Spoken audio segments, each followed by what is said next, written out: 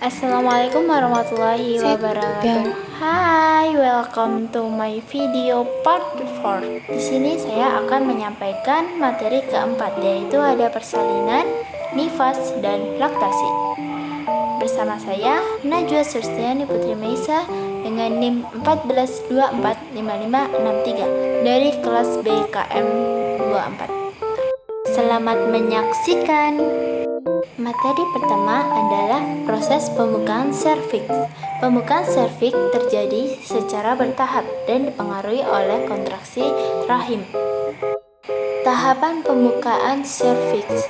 Secara umum, pembukaan serviks dibagi menjadi beberapa tahap. Yang pertama ada fase laten. Pembukaan 1-3 cm. Kontraksi masih ringan dan tidak terlalu sering. Ibu mungkin merasa tidak nyaman atau seperti kram menstruasi. Fase kedua adalah fase aktif. Pembukaan 4-7 cm. Kontraksi semakin kuat, lebih sering dan lebih lama. Ibu akan merasakan nyeri yang semakin intens. Lalu ada fase ketiga, yaitu fase transisi. Pembukaannya sampai 8-10 cm. Selanjutnya ada pembukaan hari pertama sampai ke-9. Hari pertama rahim akan mengalami kontraksi kuat. Hari kedua rahim akan kembali mengecil ke ukuran sebelumnya hamil. Namun rahim masih bisa membesar. Hari ketiga mengecil kembali, akan merasakan nyeri yang cukup kuat. Hari keempat rahim akan terus berkontraksi dan menyusut. Hari kelima akan menyusut secara drastis ke bawah pusar. Hari keenam, darah nifas akan memiliki tekstur yang berair dan berwarna merah muda atau coklat tua. Hari ketujuh, berat rahim akan berkurang sekitar setengah dari berat saat bersalin. Hari ke-8 mulai menyusut ke semula. Hari ke-9 sudah mulai menyusut dengan cukup signifikan.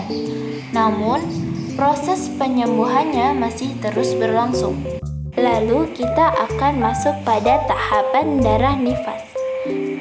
Tahapan darah nifas dibagi menjadi 4, yaitu ada lokia rubra yang berlangsung dalam 1-3 hari, berwarna merah kehitaman, volume seperti haid berat. Darah keluar bersamaan dengan sisa jaringan plasenta lanugo dan meronium. Yang kedua ada lokia sanguinolenta yang berlangsung 3-7 hari, berwarna merah muda, volume mulai sedikit, darah keluar bercampur lendir. Kemudian yang ketiga ada lokia serosa yang berkelangsungan 7-14 hari, berwarna kuning kecoklatan, volume lebih sedikit, darah keluar mengandung sisa hormon dan sel darah putih. Selanjutnya yang keempat ada lokia alba, berkelangsungan kurang lebih 14 hari, berwarna putih bening, merupakan tahap pemulihan. Cairan mengandung selaput lendir serviks dan serabut jaring yang mati. Selanjutnya memasuki materi mekanisme kerja prolaktin dan oksitosin saat menyusui. Rangsangan menyusui. Ketika bayi menghisap puting susu, saraf pada puting mengirimkan sinyal ke otak hipotalamus. Hipotalamus merupakan bagian otak ini menerima sinyal dan mengirimkan 2 jenis pesan, yaitu merangsang kelenjar pituitari posterior. Kelenjar ini kemudian melepaskan hormon oksitosin, merangsang kelenjar pituitari anterior. Kelenjar ini kemudian melepaskan hormon prolaktin, oksitosin, adalah hormon ini yang menyebabkan kontraksi otot-otot di sekitar kelenjar susu sehingga ASI dapat keluar. Proses ini disebut letdown reflex. Prolaktin hormon ini merangsang produksi ASI di kelenjar susu.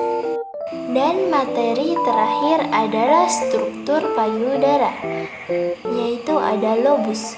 Adalah bagian ini yang berwarna ungu dan terlihat seperti kelompok-kelompok kecil. Lobus adalah bagian utama penghasil ASI.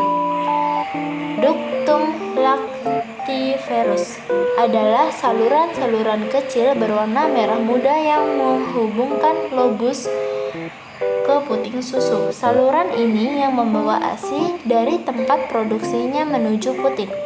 Puting susu atau areola adalah bagian yang berwarna coklat muda di bagian bawah gambar. Ini adalah bagian yang paling terlihat dari luar dan berfungsi sebagai tempat keluarnya ASI. Di sekitar puting susu terdapat area yang lebih gelap disebut areola. Jaringan lemak, bagian yang berwarna kuning dan mengelilingi lobus dan struktur susu dan saluran susu. Jaringan lemak memberikan bentuk dan ukuran pada payudara. Dinding toraks, bagian yang berwarna putih di bagian belakang gambar ini adalah dinding dada yang menjadi tempat melekatnya jaringan payudara. Kesimpulannya, kehamilan adalah proses pertumbuhan dan perkembangan janin di dalam rahim seorang wanita. Persalinan merupakan proses kelahiran bayi dari dalam rahim ibu. Menyusui ialah proses pemberian ASI dari ibu kepada bayinya. Lalu nifas adalah masa setelah persalinan di mana tubuh ibu kembali ke kondisi normal atau semula. Baiklah, cukup sekian yang dapat saya sampaikan. Bila ada kurang lebihnya saya mohon maaf dan terima kasih. Billahi wa taufiq wal hidayah. Wassalamualaikum warahmatullahi wabarakatuh.